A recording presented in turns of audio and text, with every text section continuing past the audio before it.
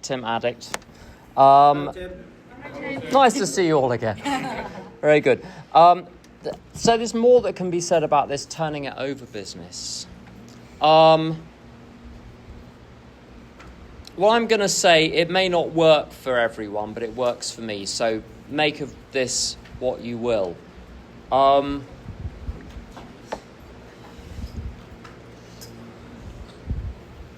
So in one of the religions, it talks about God's perfect will and God's permissive will. So God either wants... So let's say you help an old woman across the street, or you give your mother some flowers on Mother's Day. This is God's perfect will. God's just thrilled that you're doing this. Or if you show up at work on time, something like that. But then there's basically bad things that happen, either in the material world, just because of the nature of the world. The nature of the world is such that there is disease and famine and all sorts of things can happen. And then there's a second range of misfortunes that happen because people are shits sometimes. And I get to be the person that's a shit sometimes. What I've had to do is to learn to look at those as all part of a bigger picture I can't possibly understand. I can't go through life outraged every time I see something that's wrong in the world. There are people who make a bit of an occupation about that and tell everyone about it on X or other social media platforms. The book talks about that being a dubious luxury. So being offended at things, being angry, being resentful, they all come under the heading of dubious luxury. So to treat everything as God's will, even if I can't possibly see how it might be God's will, I don't have to work out how it's God's will, just to accept bad things are going to happen. That's the end of it. I don't need to issue a news flash every time I see something bad happening. That's a lot of step 3. Secondly, trusting God. How do you trust? It talks on page 68 about trusting and relying upon God. To trust God means that I'm going to trust that whatever happens, I'll be given 2 things. Number 1, knowledge of God's will for me. In other words, I'll be shown how to navigate the situation, whatever it is. Secondly, I'll be given whatever resources I need, whether it's material or people, to get through the situation. So there's nothing to be scared of, in principle. I've discovered over the years, when really rotten things happen, it's actually not too bad once it's happening, because you just start to deal with it. I was on the telephone, this is 20 years ago now. I was on the telephone to my mother, and she literally had a stroke while she was talking to me on the phone across the country. I heard the change in her voice, I could hear it happening, and then the phone went dead. And so, of course, you call the relevant services. Luckily, the front door was open so they could get in. She recovered actually fully from it. It was hair-raising for a while, but we got through it. But as soon as it started happening, immediately I packed a bag and went down there, having alerted the relevant services. As soon as it was happening, I thought, I don't like this, but I can deal with it. It's fine. I can deal with the next 5 minutes of this and the next 5 minutes of it. And it's like that with anything. As soon as it's happening, it's okay. You're dealing with it. It's the prospect of it which is undealable with. Because when you're thinking about 5 years' time or 10 years' time or even tomorrow, the reason I can't deal with it is because there are too many permutations of what might happen. You can't cover everything. So for everything that might happen, there are 5 possible things which might happen afterwards, and then 5 after each of those. I can deal with one thing at a time. I can't deal with a billion, which is why I can't deal with the future. I just have to trust that when I get there, my higher power will be there as well. So that's a fundamental part. Next question, how do you guide someone who is scared to do step 4? I've never really understood why people are scared to do step 4. I get to talk about myself. You have a problem with that. It's rare to meet an addict that doesn't want to talk about themselves. You're just talking about yourself in a structured way.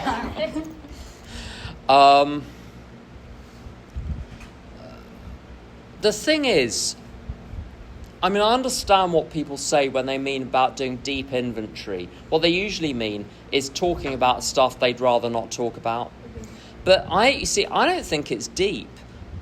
If you know it's there, it's visible, so it's on the surface. But you're just pretending it's not in the room. That's not deep.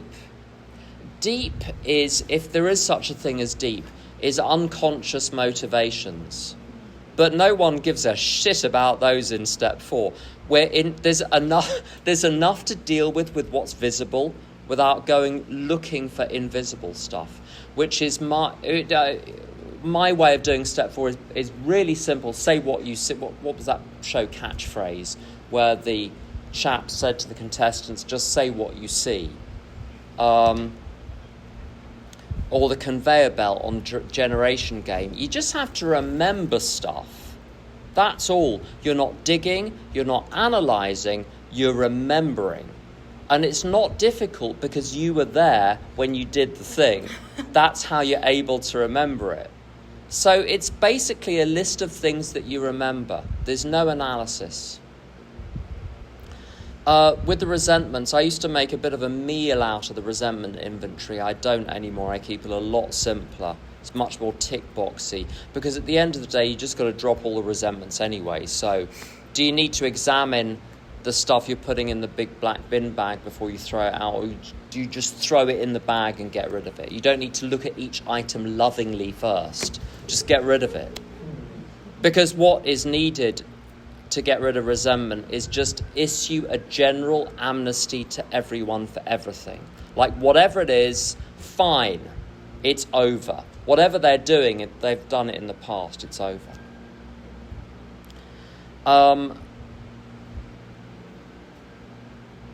The questions on page 67 are the real inventory. The resentment stuff, you have to get it out of the way to be able to look at yourself at all. That's why it's there.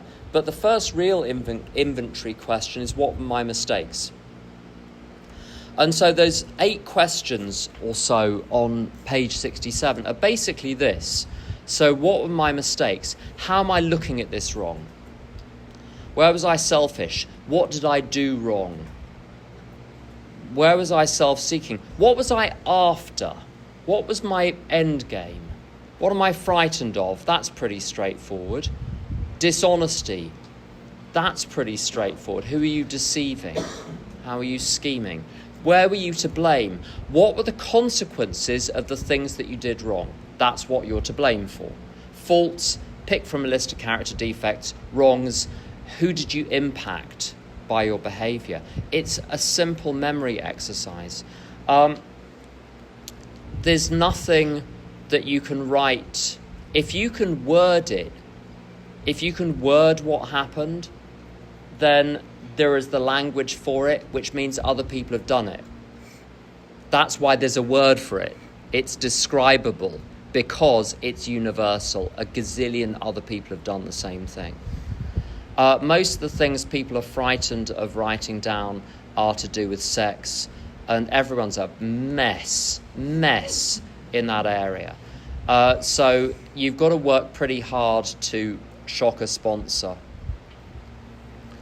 So there's nothing really to be I don't think there's anything to be frightened of, because you know the reason you're frightened of it is because you know it already. That's why you're frightened of What you're frightened of is writing the thing which is rattling around your head anyway.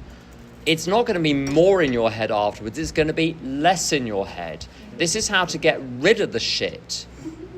So don't be frightened of getting rid of it. That makes no sense. You're not acquiring new problems. You're getting rid of problems. So that's how I deal with that. How do you explain what a character defect is, what real readiness in step 6 looks like, and what it means to truly ask God to remove a defect? I'm going to move it along more swiftly now.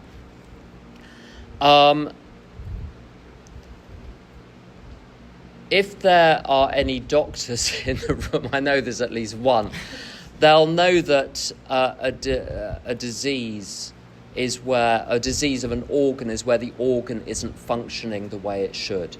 A defect of character is where I'm not functioning the way I should. So it's very helpful, this idea on page 67, we're spiritually sick. That means I'm not functioning the way I'm supposed to function. And the primary character defect, according to the 12 and 12, the AA 12 and 12, is pride. What is pride? It's when I say, fuck you to God, it's my life, I'll do what I want. And all of the mischief starts there. When I'm saying to God, just show me what to do. You know, children say I didn't ask to be born. Absolutely. I'm not supposed to be here for me. That's the big mistake.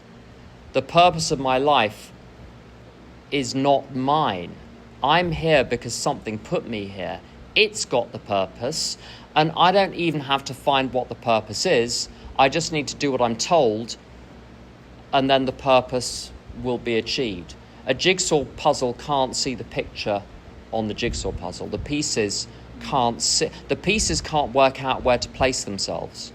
They need the puzzle person to do that. And that's why I don't worry about my life, because God knows where to place me where I'm needed. And I don't even get to find out why I do half the things I do.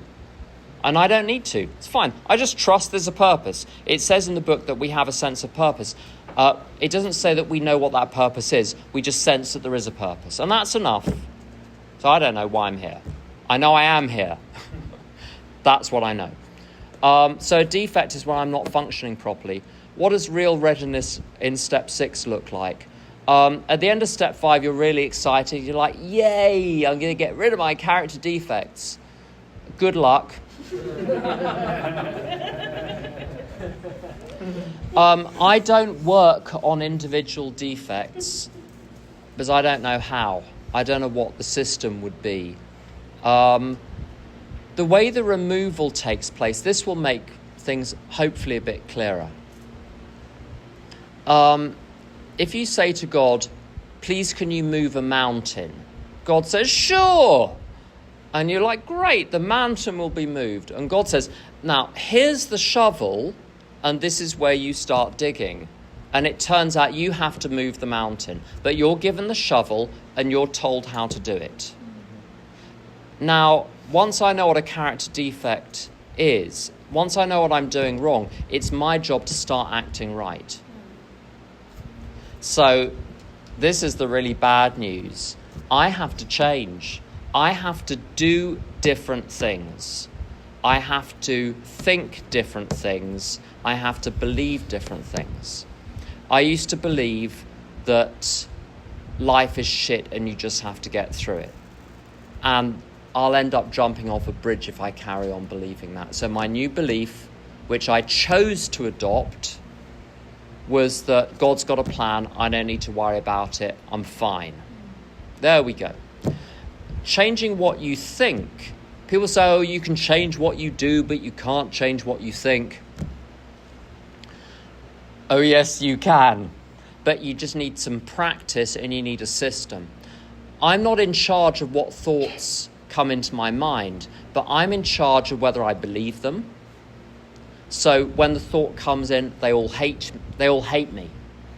I can choose whether or not to believe that. I can say that's bullshit, or at least it's none of my business. Or I can give in to it and say, oh, really? Tell me more. I'm the one that chooses what I'm thinking about. Now, just this might not work with some of the younger people, but anyone who is my age, just imagine, run through your mind, right now, literally while we're sitting here, run through in your mind the opening credits of Coronation Street and imagine what the streets look like and the music. Now, if you've successfully brought that memory into mind, you've just proved once and for all you're in charge of what you think about. You just need to get better at it. To practice that again and again and again. I'm not going to think about that. I'm not going to think about that. By thinking about something instead. So the moment you started to visualise the cobbled streets of Manchester in your mind, while you were thinking about that, you were literally not thinking about anything else. All the other things that you might have been thinking about, you weren't thinking about. So it's perfectly possible to change what you're thinking about. As I say, it just needs practice. With the behaviour, friend of mine got a new sponsee, and the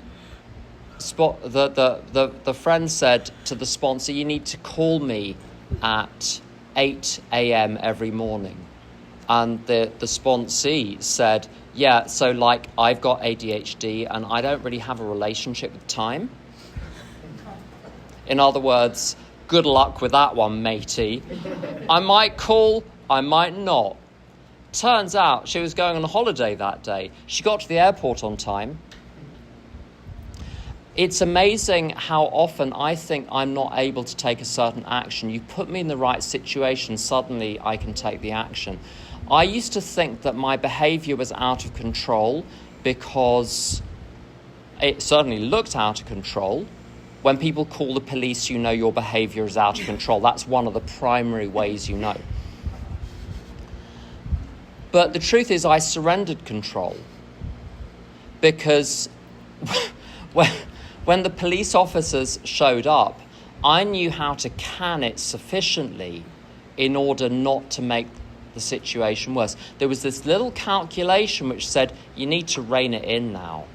It felt like I was out of control until I recognised it was in my best interests to can it for a minute. When you see them there with the truncheon. So I've got a lot more control over my behaviour than I think I do. Have you noticed that you can let your mouth run off with some people, but you wouldn't dare try it with your boss? Because you know which side of your bread is buttered, but you feel like you're out of control at home. You're not. It's surrender of control. Again, this is practice. But I'm the one that has to change. I do it under the direction of God and with God's strength. I'm the one that has to take the initiative. It's no good waiting for God to do that for me.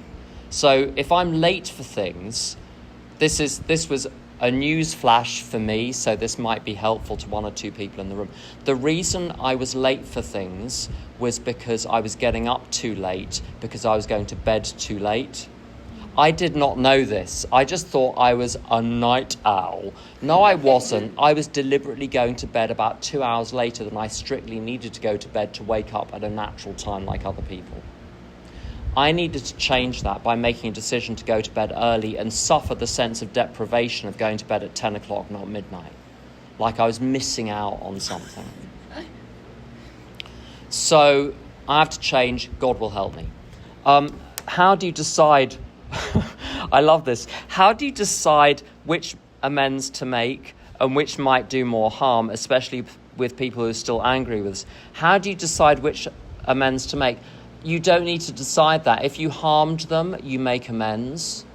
There's no decision there. There's one get-out clause, which is except when to do so would injure them or others. There are 3 situations in which that might be the case. Number 1, they don't know they've been harmed, so you don't want to tell them.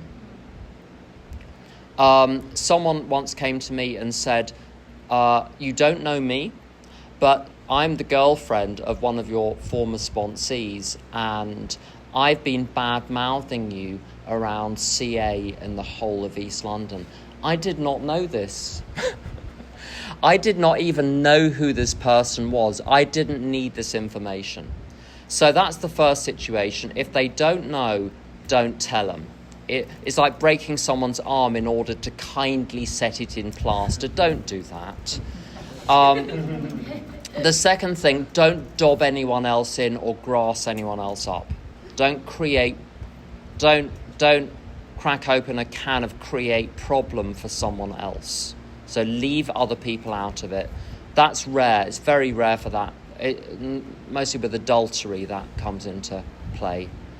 The third situation, if you've defrauded or embezzled the authorities or a company, or you've got disciplinary stuff at work, you have to think carefully about exactly how you go about that, because often they don't want the procedure any more than you do, but they have to go through the procedure. There are ways of settling those scores without making yourself unemployable and costing £100,000 of public money to run the prosecution through the system. But those are rare. Most things don't fall into that category, so hard luck, you just have to do it.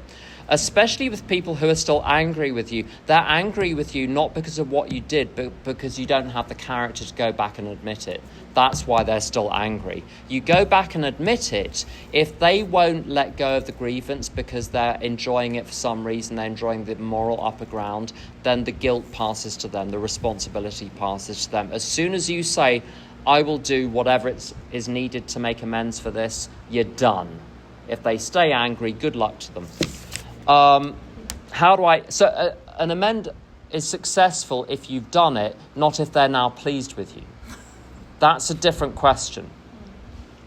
How do I keep step 11 from just being a routine and make it a real connection with my higher power? Visualization helps. If you can imagine your higher power as a person in a place and just talk to them, just say, hey, this is what's been going on today. Any ideas? Most of the time you hear nothing, and then a day later or 8 hours later something occurs to you, which is the answer to the question. Yeah. Don't expect God to say something back straight away. One of the problems with this so-called two-way prayer system is it's summoning God.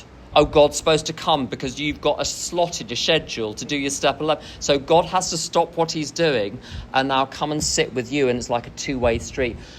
There's me, this tiny speck of nothingness, and then there's the creator of the entire universe. This is not a symmetrical relationship.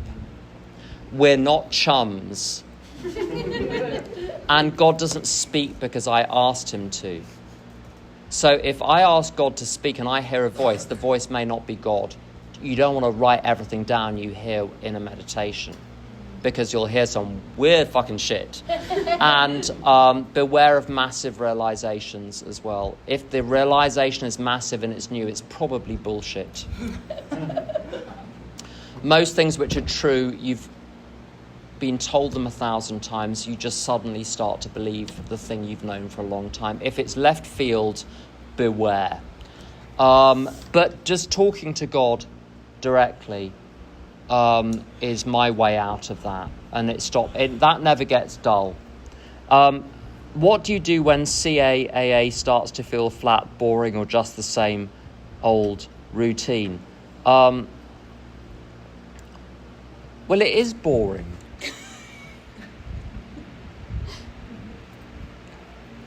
You learn not to have a problem with the fact it's flat or boring. If one person says one interesting thing in the meeting, you're quids in. You're ahead. You're beating the system already. Just one thing. Just enjoy being in a room with other human beings that don't mind you being there. That's enough for me. I'm not looking for anything more. I'm not looking for anything except staying clean and being with a bunch of people while I do it, so that I won't die alone. You don't need to die alone. Die in a meeting. If you feel like you're going to die, go to a meeting and you won't die alone. And you'll give them something to talk about for 6 weeks. How do you deal with major life events, grief, illness, divorce, success, without using or drinking? Exactly the way you deal with Tuesday. Next right action, stop trying to figure things out. Next right action, next right action. So, I've had awful problems with work, not recently, but in the past. Seeing my elderly parents die. My mother, last 5 or 6 years, very difficult. The last illness was an unspeakable horror. Dealing with the hospital and the care home and the services, and the way what she died of was, I wouldn't wish upon anyone. But it happens. The thing she had happens. There we go. You deal with it one task at a time, one moment at a time. God is with me right now. Remember that all the way through. You're just fine. The problem is treating those major life events as being unlike normal events. What I've learned to do, my best friend died in unpleasant circumstances 3 years ago. What I didn't do is put the situation in a little shopping trolley and trawl it round meetings to make myself a spectacle. I had a couple of people, I spoke to my sponsor, I spoke to a couple of friends.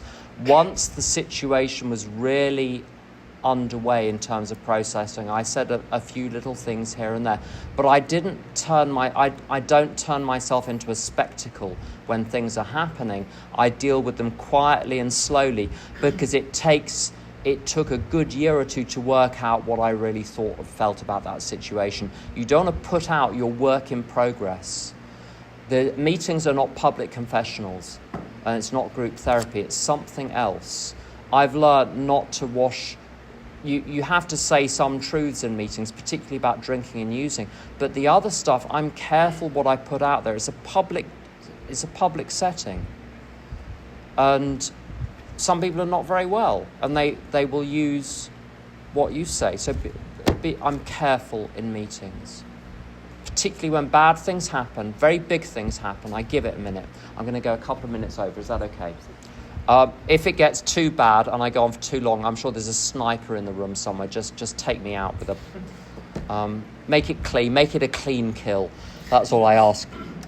How do you practice anonymity in the age of social media? What do you think of WhatsApp groups and traditions? And what traditions do you see most often misunderstood or ignored in meetings?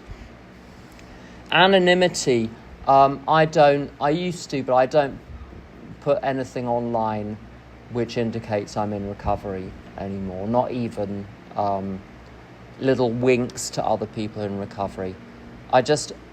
Real human beings are enough for me. That's enough.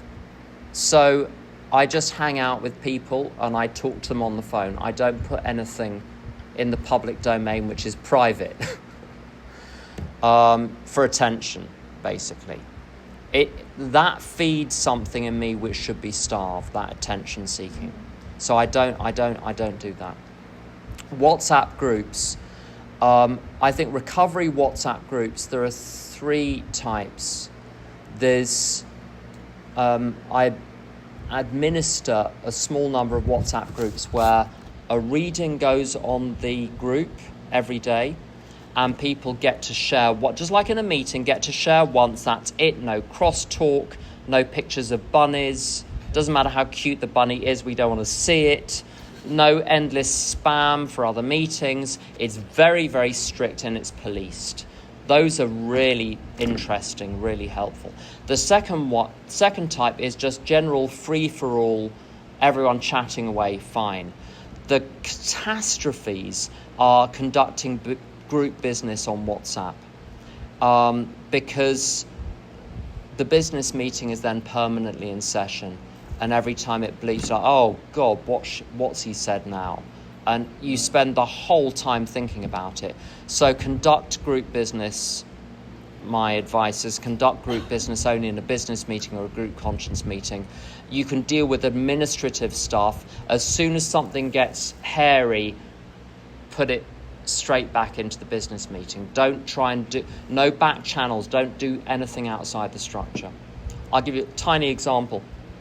A friend of mine at his home group, they publish accounts, and he discovered that the amount that the group said it had given to district was not the amount that district was reporting.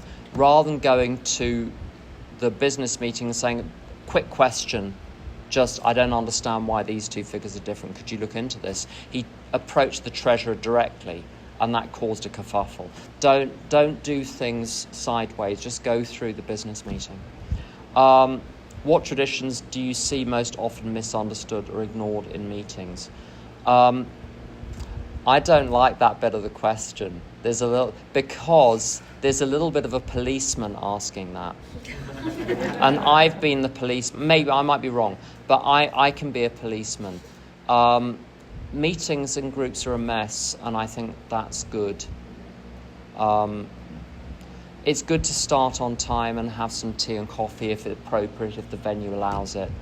But I don't like traditions policing. It works itself out. If someone's a dick, someone will tell them, there'll be a fight, and then you're sorted.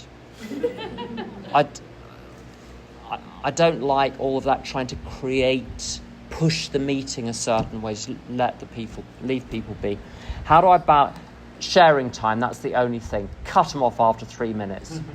How do I balance principles before personalities when someone in the group really bothers me? Get over it. Do you believe a man... Oh, no, I've done the last question, so we're done. There we go. We're finished.